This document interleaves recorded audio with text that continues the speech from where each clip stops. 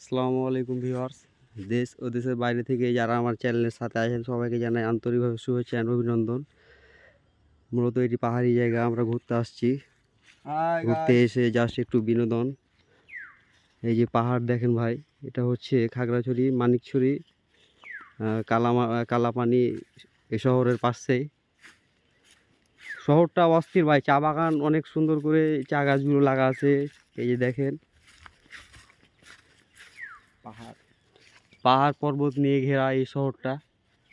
এই শহরটা আমার কাছে অনেক ভালো লাগছে, আশা করি আপনাদেরও ভালো লাগবে। কেননা পাহাড় পর্বত সবারই ভালো লাগে, সবাই পছন্দ করেন।